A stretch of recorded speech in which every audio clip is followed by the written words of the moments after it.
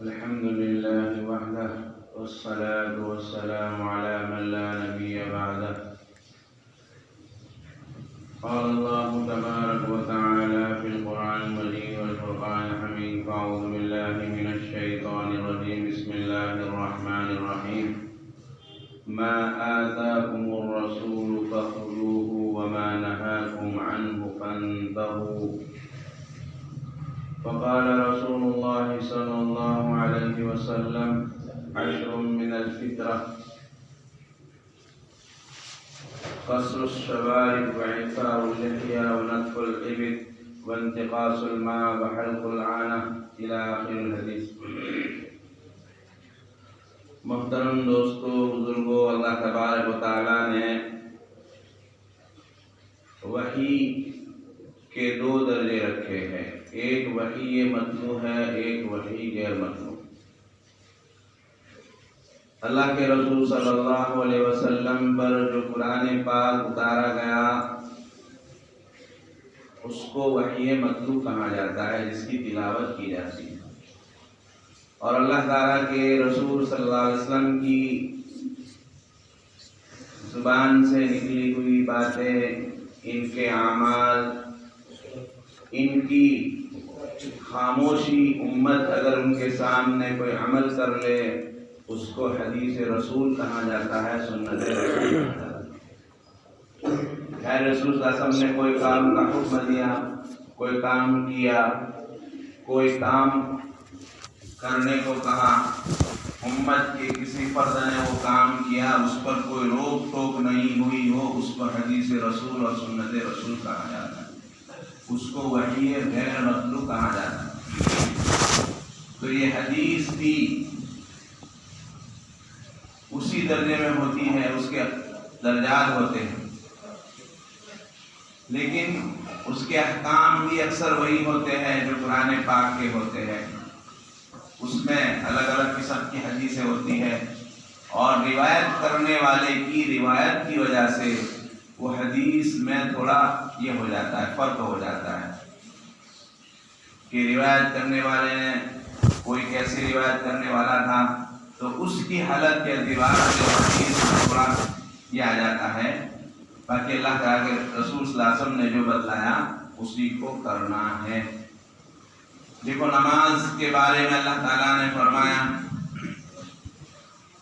اقیموا الصلاۃ، لیکن نماز کیسے پڑھنا وہ اللہ کے رسول نے فرمایا کہ صلوا کما رأیتمونی اصلی، میں جیسے نماز پڑھتا ہوں ویسے پڑھو. سجدہ کرنا بتایا، رکوع کرنا بتایا، قیام کرنا بتایا، سجدے میں کیا پڑھا جاتا ہے، قاعدے میں کیا پڑھا جاتا ہے، قیام میں کیا پڑھا جاتا ہے، اس کو بتایا. تو یہ اللہ کے رسول صلی اللہ علیہ وسلم کے فعل کے مطابق کرنا ہوتا ہے. حج کیسے کرنا وہ بتلایا، روزہ کیسے رکھنا وہ بتلایا. تو یہ سارے احکام حدیث رسول میں بتلائے گئے. اور اسلام میں ایسا مذہب ہے کہ جو روایت کرتے ہیں، روایت کرنے والے کی کیا حالت ہے، بچپن سے لے کر آخری زندگی تک ان کی کیا کام رہے، وہ سب بیان کیا گیا. اور اس کی کتابوں میں لکھا ہوا ہے کہ یہ آدمی یہ حدیث بیان کی تو 10 آدمیوں نے بیان کیا. اللہ کے رسول سے دوسرے صحابی نے کیا، صحابی سے تیسرے نے کیا، اس سے کیا، انہوں نے کیا. تو سارے جتنے بیچ میں رہنے والے ہیں سب کے حالات بیان کیے گئے کہ ان کی کیا حالت تھی، کیا ہے، کیا نہیں، سب. تو حدیث ایسے محفوظ ہے. تو اللہ تعالیٰ نے ہمیں کسی کا محتاج نہیں فرمایا. اسی لیے اللہ تعالیٰ نے ہمیں حکم دیا ما آتاکم الرسول فخذوہ وما نہاکم عنہ فانتہوا. پیارے رسول جو تمہیں دے اس کو لے لو، اور جس سے روکے اس سے رک جاؤ. بہت ساری باتیں ہمیں کرنے کو فرمائی، بہت ساری باتوں سے رکنے کو کہا. اس سے رک جانا یہ عشق رسول ہے، محبت رسول ہے، اطاعت رسول ہے. اور اگر اس سے ہم باہر ہے تو سمجھو کہ ہم اس میں کم ہیں، ہمارے اندر نقص ہے، ہمارے اندر بیماری ہے. ہمیں پیارے رسول صلی اللہ علیہ وسلم سے جیسی محبت ہونی چاہیے ایسی نہیں ہے. تو اسی میں دوسری حدیث بیان کی کہ عشر من الفطرہ، 10 کام فطرت کے ہیں جو سارے انبیاء علیہ السلام نے کیے، اور یہ پیدائشی طور پر اس کو کرنے کا حکم ہے، اور انبیاء علیہ السلام اکثر کیا کرتے تھے۔ اس میں ہے اعفاء اللحیہ، داڑھی کو بڑھانا۔ آج مسلمان کو پیارے رسول صلی اللہ علیہ وسلم سے عشق محبت ہے، لیکن جس رسول کے چہرے کی قسم اللہ تعالیٰ نے کھا کر فرمایا وَالضُّحَىٰ وَاللَّيْلِ إِذَا سَجَىٰ، اس پیارے رسول کا چہرہ اس کو پسند نہیں ہے، زبان سے نہیں کہتا لیکن عمل سے کہتا ہے۔ آدمی کسی کپڑے والے کی دکان جاتا ہے تو کپڑا بہت سارا ہوتا ہے، اپنے فعل سے یوں تو نہیں کہتا یہ مجھے پسند نہیں ہے، لیکن پسند اس کو کرتا ہے جو اس کو دل میں بھاتا ہے۔ تو جتنے انبیاء علیہ السلام آئے، سارے انبیاء علیہ السلام کی عادت شریفہ تھی کہ سب کی داڑھیاں تھی، لیکن آج مسلمان ہیں ان کو داڑھی پسند نہیں۔ ہم کہیں گے نہیں پسند، اگر کہے گا تو وہ کفر میں آ جائے گا، ایمان سے نکل جائے گا، اس کو اللہ کے رسول کا چہرہ پسند نہیں۔ حالانکہ جتنے مذہب کے ماننے والے ہوتے ہیں بڑے بڑے، ان کے بڑے لوگ ہیں وہ سب داڑھیاں رکھتے ہیں، اور یہ داڑھی تو شیر کی ہوا کرتی ہے۔ شیر جو ہوتا ہے نا، وہ شیر کی داڑھی ہوتی ہے، اگر اس کی داڑھی کاٹ دی جائے تو شیر دیکھا ہی نہیں جائے گا۔ تو اللہ تعالیٰ نے، اور ایک آدمی اگر اللہ تعالیٰ کو یہ منظور نہ ہوتا تو حکم نہیں فرماتے۔ تو اعفاء اللحیہ وقص الشوارب، مونچھوں کو ترشوانا، مونچھے اللہ کے رسول صلی اللہ علیہ وسلم کترواتے تھے۔ آج ہمارا الٹا ہو رہا ہے کہ داڑھی کو کاٹ رہے ہیں، مونچھیں بڑھا رہے ہیں۔ حالانکہ مونچھیں کاٹنی چاہیے، داڑھی بڑھانی چاہیے، اتنی بھی نہیں بڑھانی چاہیے، ایک مشت داڑھی رکھے، اس کے بعد آدمی کاٹ سکتا ہے، یہ حکم ہے۔ اور ہمیں تو فخر ہونا چاہیے کہ میرے پیارے نبی نے مجھے بتلایا۔ سائنس والے کہتے ہیں کہ آدمی اپنے چہرے پر اسطورہ پھیرتا رہتا ہے، اس کی وجہ سے اس کی رگیں بہت ساری کمزور ہو جاتی ہیں، یہاں تک کہ وہ نامرد ہو جاتا ہے۔ تو آج دیکھیے کہ جو بڑے ہوتے ہیں نا، اور تو وہ داڑھی بھی رکھتے ہیں، اور مسلمان آج کوئی ایکٹر داڑھی رکھتا ہے جس کو کیا کہتے ہیں کہ فلمی ستارہ، فلمی ستارے کی نقل کرے گا، پیارے رسول کی نقل نہیں کرے گا، اس لیے کہ اللہ کے رسول تو خود ستارے ہیں۔ اللہ تعالیٰ نے رسول صلی اللہ علیہ وسلم کی صحبت میں رہنے والے کو فرمایا کہ اصحابی کالنجوم، میرے صحابہ ستارے کے معنی میں اسٹار ہے، اور ڈبل اسٹار، 5 اسٹار، بلکہ 100 اسٹار۔ ان کی نقل کرنے پر آدمی کبھی کسی حالت میں گمراہ نہیں ہو سکتا۔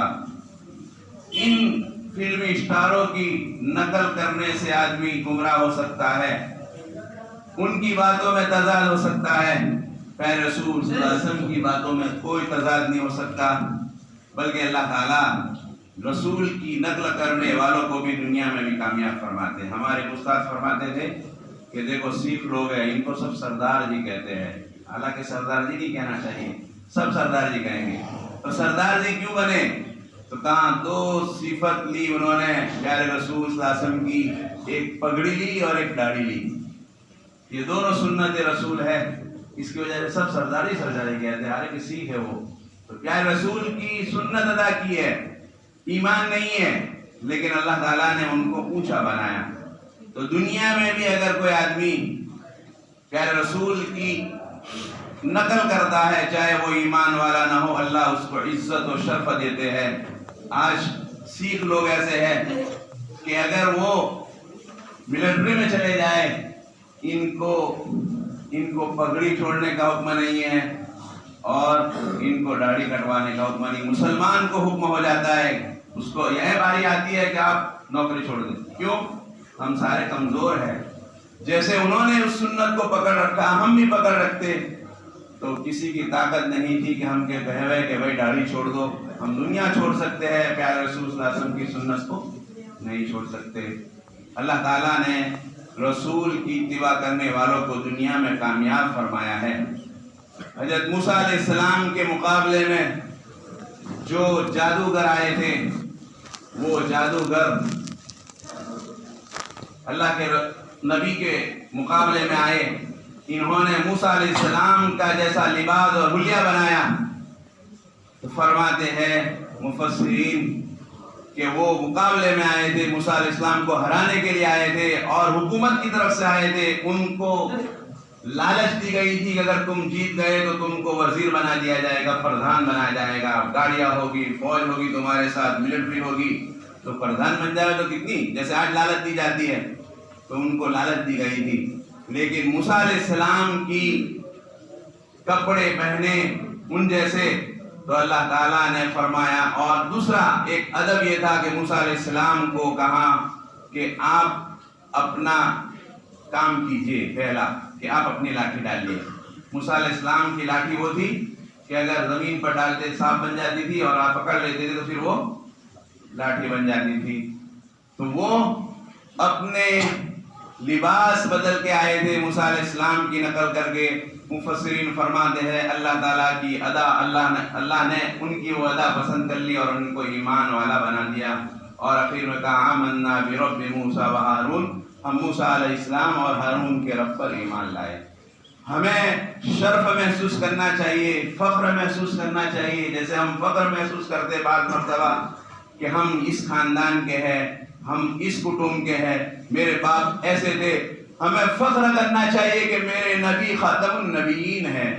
قیامت کے دن سارے رسولوں کے سردار اور سارے انسانوں کے سردار ہوں گے، اور اللہ کے رسول فرماتے ہیں انا سید ولد آدم، میں قیامت کے دن ساری دنیا کے انسانوں کا سردار ہوگا۔